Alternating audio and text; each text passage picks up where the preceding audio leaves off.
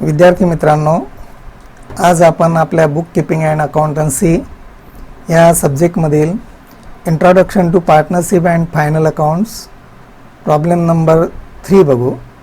पुढे आपण एक्झरसाइजमध्ये 54 आणि 55 या पेज नंबरवर पहिला जो प्रॉब्लेम दिलेला आहे तो प्रॉब्लेम आपण सोडू. या प्रॉब्लेममध्ये अमित भाई अँड नरेंद्र भाई are in partnership share profits and losses equally. म्हणजेच ह्या प्रॉब्लेममध्ये अमित भाई आणि नरेंद्र भाई असे दोन पार्टनर असून त्यांचं नफ्या तोट्याचं प्रमाण हे इक्वल दिलेलं आहे. याआधी आपण दोन प्रॉब्लेम्स बघितले. त्या दोन प्रॉब्लेम्समध्ये एका प्रॉब्लेममध्ये रेशो दिलेला होता 3:2 आणि सेकंड प्रॉब्लेममध्ये आपणास कॅपिटल रेशो सांगितला होता. म्हणून आपण पार्टनरच्या कॅपिटलच्या प्रमाणात, भांडवलाच्या प्रमाणात त्यांचा प्रॉफिट शेअरिंग रेशो विचारात घेतला होता. परंतु या प्रॉब्लेममध्ये त्यांचा प्रॉफिट शेअरिंग रेशो इक्वली म्हणजे समान, जो नफा तोटा येईल तो त्यांना सारख्या रेशोमध्ये डिव्हाइड करा. From the following trial balance, मग आपल्याला या ठिकाणी ट्रायल बॅलन्स आणि ॲडजस्टमेंट दिले आहेत. त्या आधारे ट्रेडिंग अकाउंट आणि प्रॉफिट अँड लॉस अकाउंट तसेच बॅलन्स शीट तयार करायची आहे. सर्वप्रथम आपणास हा 4 कॉलम ट्रायल बॅलन्स दिला आहे. या ट्रायल बॅलन्समध्ये जे आयटम्स दिले ते कोणत्या ठिकाणी येतात ते आपण बघू. त्यासाठी आपण जो प्रॉब्लेम असेल त्यामध्ये जो आयटम ज्या ठिकाणी असेल त्याचा उल्लेख पेन्सिलीने करावा. उदाहरणार्थ plant and machinery he asset असते म्हणून ए, फॅक्टरी बिल्डिंग ही असेट म्हणून ए, सन्ड्री डेटर्स हे असेट म्हणून ए, परचेजेस हे ट्रेडिंग अकाउंटला येतात म्हणून टी, बॅड डेप्स हे प्रॉफिट अँड लॉस अकाउंटला नोंदवले जातात. हे ट्रायल बॅलन्समधील बॅड डेप्स ओल्ड होय. सेल्स रिटर्न हे ट्रेडिंगला येतात मात्र डेबिटला दिलेले असून सेल्सच्या रकमेतून ट्रेडिंग अकाउंटला क्रेडिट साईडला वजा होतात म्हणून सेल्स मायनस साईन दाखवलेलं आहे. 10% गव्हर्नमेंट बॉन्ड्स ही असेट. तर या ठिकाणी आपणास एक हिडन ॲडजस्टमेंट दिली आहे. ब्रॅकेटमध्ये सांगितलेलं आहे purchase on 1 October 18.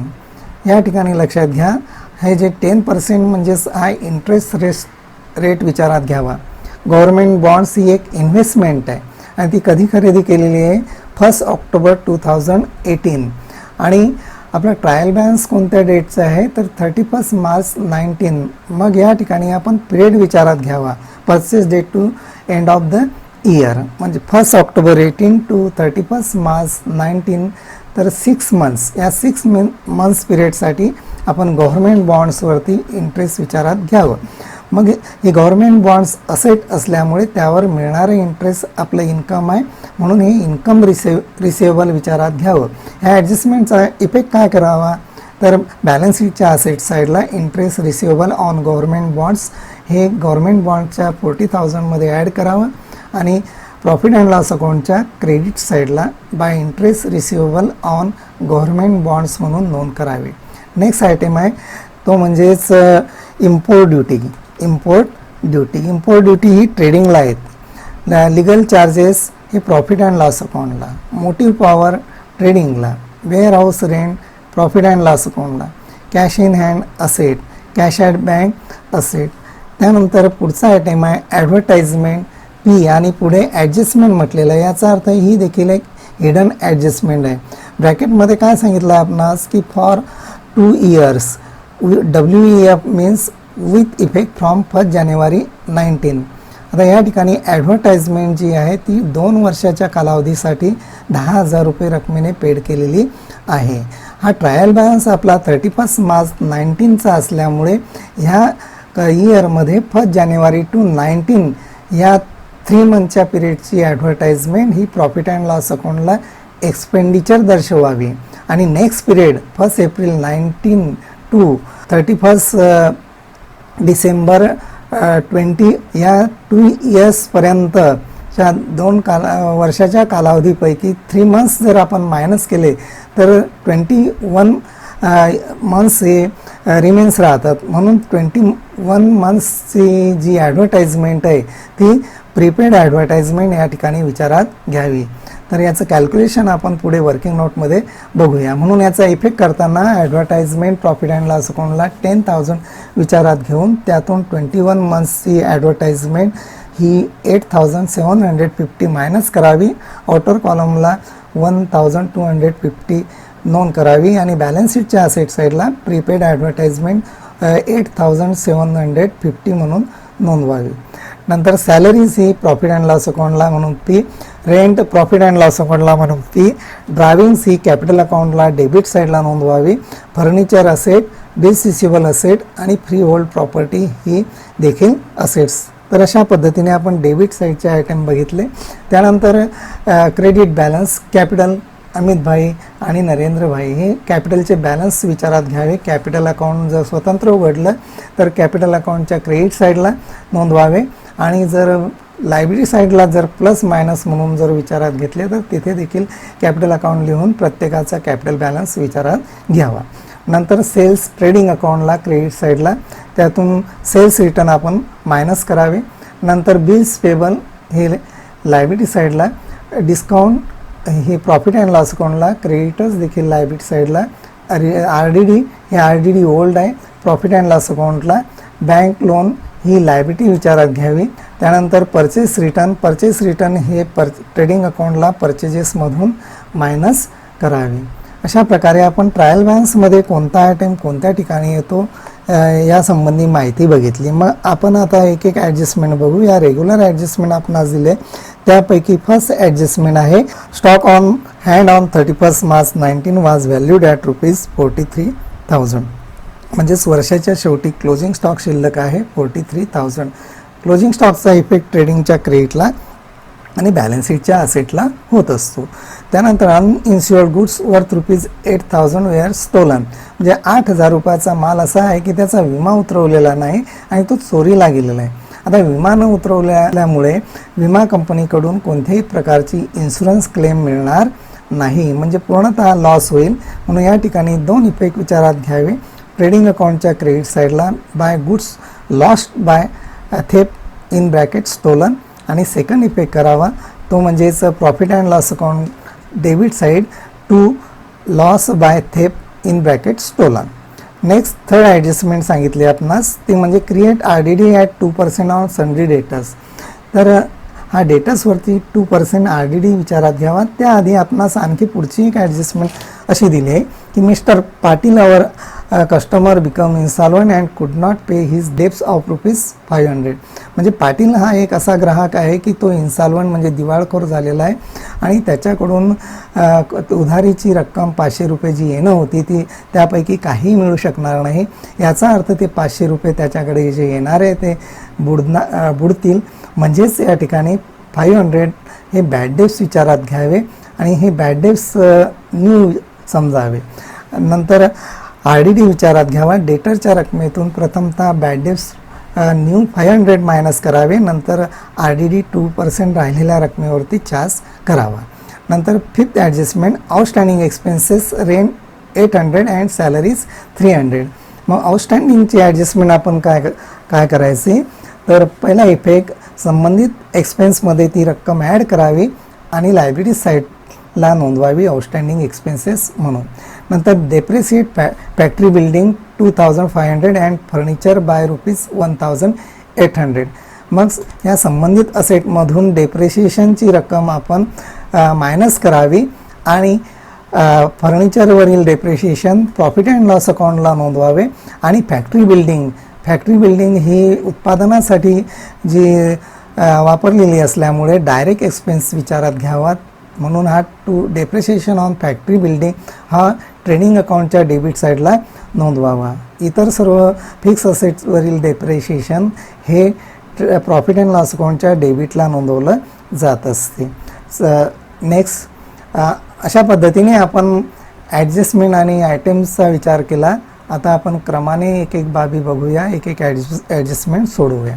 First adjustment आपण बघितली आहे की stock on hand on 31 March 19 was valued at ₹43,000. म्हणजेच क्लोजिंग स्टॉक आपणास दिलेला आहे 43,000. म्हणून फर्स्ट इफेक्ट बघा बाय क्लोजिंग स्टॉक ट्रेडिंग अकाउंटच्या क्रेडिट साईडला 43,000 नेक्स्ट इफेक्ट बॅलन्स शीटच्या असेट साईडला क्लोजिंग स्टॉक 43,000. नेक्स्ट ॲडजस्टमेंट सांगितली आपल्याला uninsured goods worth ₹8,000 were stolen. मग 8,000चा विमा न उतरवलेला माल हा चोरीला गेलेला आहे. म्हणून first effect trading account credit side by goods loss by theft in bracket stolen 8,000 and second effect profit and loss account debit side to loss by theft in bracket stolen 8,000. next adjustment दिली आपणास create RDD at 2% on sundry debtors. मग तुम्हाला आधी सांगितलं की ज्यावेळेस आपणास data संबंधी एकापेक्षा जास्त ॲडजस्टमेंट दिल्या असतील तर त्यावेळेस आधी इतर ॲडजस्टमेंट सोडवाव्या, नंतर बॅड डेट्स आणि त्यानंतर RDD ॲडजस्टमेंट सोडवावे. मग फोर्थ ॲडजस्टमेंटमध्ये सांगितलं आहे की mister Patil our customer become insolvent and could not pay his debts ₹500. मग पाटील नावाचा जो ग्राहक आहे तो इन्सॉल्वंट झालेला आहे, म्हणून त्याच्याकडनं ₹500 वसूल होऊ शकत नाही, म्हणून ते बुडतात. मग याला आपण बॅड डेब्ट्स न्यू समजावे. म्हणून सन्ड्री डेटर्स असेट साईडला 28,700 minus bad debts new 500. Balance शिल्लक राहिला 28,200 लेस 2% RDD न्यू 564 आणि बॅलन्स राहिला 27,636. मग अशा पद्धतीने आपण प्रथम बॅड डेब्ट्स वजा केले आणि नंतर RDD न्यू वजा केले. तर या ठिकाणी RDD चार्ज करण्यासंबंधी आपण एक वर्किंग नोट केलेली आहे की RDD 2% is equal to ₹28,200 multiplied by 2/100. Calculation केल्यास 564. अशा पद्धतीने आपण बॅड डेब्ट्स आणि RDD न्यू मायनस करावे डेटर्समधून. आणि त्याचा सेकंड इफेक्ट करताना या ठिकाणी एक डेबिट साईडला प्रथमतः आपण फॉर्म्युला विचारात घ्यावा. To RDD underline dash bad debts old plus bad debts new plus RDD new या 3 फिगरची बेरीज करावी आणि त्यातून RDD ओल्डची फिगर मायनस करावी. आता या प्रॉब्लेममध्ये bad debts old, bad debts new, RDD new या तिन्ही आयटमची टोटल ही 1,564 आहे आणि RDD ओल्डची अमाऊंट आहे 2,700. आता डेबिटला जर आपण विचारात घेतलं असतं तर या ठिकाणी 1,564 मधून RDD ओल्डची अमाऊंट 2,700 मायनस होऊ शकत नाही. म्हणून अशा वेळेस आपण ह्या RDDची नोंद प्रॉफिट अँड लॉस अकाउंटच्या क्रेडिट साईडला करावी. म्हणून इथे बाय RDD प्रथमतः RDD old 2,700 less bad debts old 500, bad debts new 500, RDD new 564, total 1,564 आणि 2,700 मायनस 1,564 बॅलन्स 1,136. अशा प्रकारे आपण नोंद करावी. किंवा आपण याऐवजी आणखी एक पद्धत अवलंबू शकतो की हे तिन्ही आयटम क्रमाने to bad debts old 500, to bad debts new 500, to RDD new 564 नोंदवू शकतो. आणि हा जो RDD हा separate by RDD in bracket old credit साईडला 2,700 अशा पद्धतीने नोंदवू शकतो. पुढची ॲडजस्टमेंट फिफ्थ ॲडजस्टमेंट दिलेली आहे आपल्याला. Outstanding rent ₹800 and outstanding salaries ₹300. मग प्रथमतः बघूया आपण की to salaries profit and loss अकाउंटच्या डेबिटला इफेक्ट होणार. प्रथमतः 3,800 आणि प्लस किंवा ॲड आउटस्टँडिंग 300 आणि टोटल विचारात घ्यायचं 4,100. नंतर पुढचा ॲडजस्टमेंट आउटस्टँडिंग सांगितलेला आहे आपल्याला. रेंट ट्रायल बॅलन्समध्ये दिले आपणास 1,500 आणि आउटस्टँडिंग सांगितले आहेत म्हणून ॲड आउटस्टँडिंग 800, टोटल 2,300. अशा प्रकारे आउटस्टँडिंग एक्सपेन्सची अमाऊंट मिळवावी. आणि सेकंड इफेक्ट आपण विचारात घ्यावा तो म्हणजेच बॅलन्स शीट लायबिलिटी साईडला outstanding expenses rent 800, salaries 300, 1,100 total outer column. अशा प्रकारे ही ॲडजस्टमेंट आपण विचारात घेतली. नंतर 6 ॲडजस्टमेंटमध्ये संबंधित असेटवर किती अमाऊंट डेप्रिशिएशन सांगितलं आहे ते डायरेक्ट दिलेलं आहे. Building factory building 2,500 and furniture 1,800. मग प्रथमतः फॅक्टरी बिल्डिंग लायबिलिटी असेट साईडला 7,500 minus depreciation 2,500, balance 72,500. Next factory मशीनवर डेप्रिशिएशन नाही. फर्निचर 1,95,800 लेस डेप्रिशिएशन 1,800.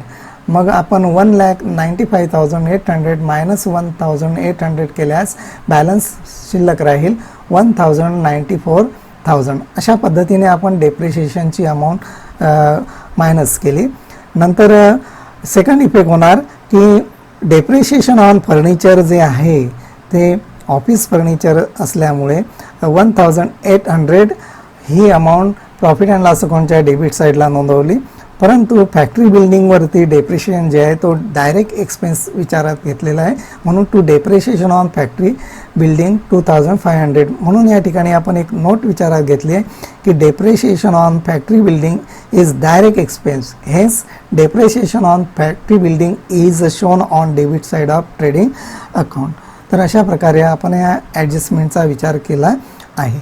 त्यानंतर मग ॲडजस्टमेंटच्या नोंदी केल्यानंतर ट्रायल बॅलन्समध्ये दिलेले जे आयटेम्स आहेत त्यांचा क्रमाने आपण विचार करावा की ज्या आयटमवर ॲडजस्टमेंट नसेल ते घ्यावे.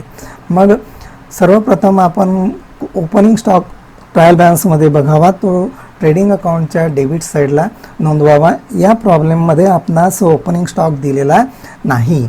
त्यानंतर मग क्रमाने बघू. प्लांट अँड मशिनरी झालेलं आहे, फॅक्टरी बिल्डिंग झाली, सन्ड्री डेटर्स झालेली आहे, परचेजेस 85,500 आणि परचेजेस रिटर्न आपणास क्रेडिट साईडला दिलेले आहे 2,000. म्हणून मायनस 2,000 केल्यानंतर बॅलन्स शिल्लक राहतो 83,500. पुन्हा बघा, purchases 85,500 minus purchase return 2,000, balance 83,500. Next item दिलेला आहे आपणास बॅड डेस. हे बॅड डेस ओल्ड आपण फॉर्म P&L अकाउंटला फॉर्म्युल्यामध्ये घेतलेले आहे. Sales return 2,200. मग हे सेल्स रिटर्न आपण प्रथमतः ट्रायल बॅलन्समध्ये क्रेडिट साईडला सेल्स विचारात घ्यावे. सेल्स दिलेले आपणास 1,80,000. म्हणून आपण ट्रेडिंग अकाउंट क्रेडिट साईडला प्रथमतः बाय सेल्स घ्यावे 1,80,000 आणि त्यातून लेस सेल्स रिटर्न वजा करावे 2,200. 1,80,000 मायनस 2,200 बॅलन्स शिल्लक राहिला 1,77,800. नंतर 10% गव्हर्नमेंट बॉन्ड्स. आता 10% गव्हर्नमेंट बॉन्ड्स ही जी ॲडजस्टमेंट आपणास दिलेली आहे ट्रायल बॅलन्समध्ये ही आहे हिडन ॲडजस्टमेंट. तर त्या संदर्भात आपण एक वर्किंग नोट बघूया. 10% गव्हर्नमेंट बॉन्ड्स. आता 10% गव्हर्नमेंट बॉन्ड्स म्हणून interest receivable on government bonds 10% for 6 month. आता 1 ऑक्टोबर 18 टू 31 मार्च 19 हा पिरियड 6 मंथचा होतो.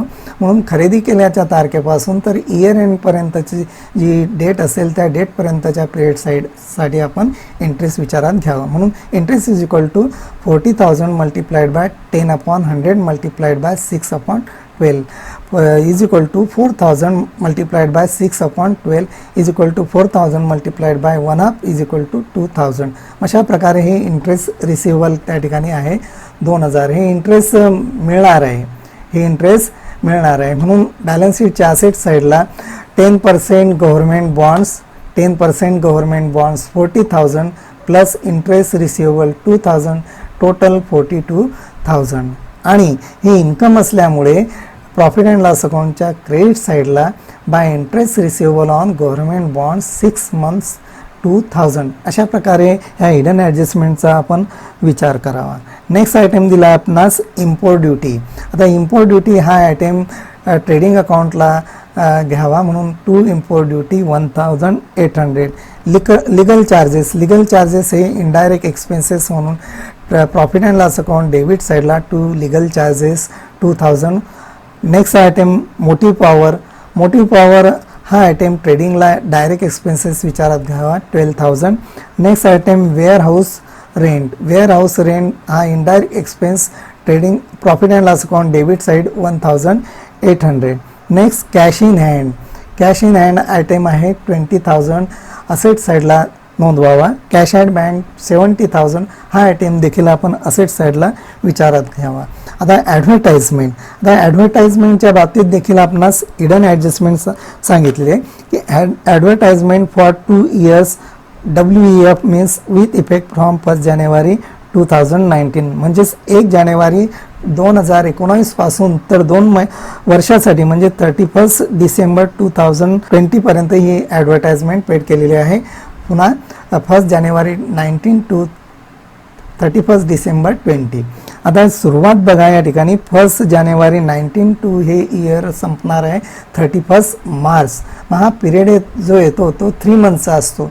मग ह्या 2 वर्षाचे महिने होतात 24 आणि त्यातून मग हे 3 मंथ्स काय करावे आपण मायनस करावे. मग चालू वर्षाचे 3 मंथ्स आणि राहिलेले जे 21 मंथ्स आहे रिमेनिंग, त्या 21 मंथ्स हे पुढच्या आल्यामुळे ॲडव्हर्टाइजमेंटचा जो एक्सपेन्स आहे तो प्रीपेड विचारात घ्यावा. म्हणून 21 मंथ्सची ॲडव्हर्टाइजमेंट ही प्रीपेड होय. म्हणून बघा prepaid advertisement for 21 months 2 years means 24 months from 1 January 19 to 31 March 20, 3 months of current year and after 1 April 19 remaining 21 months period is next period. Hence insurance paid for next period is prepaid. म्हणजे पुढच्या कालावधीचा जो खर्च आहे तो prepaid.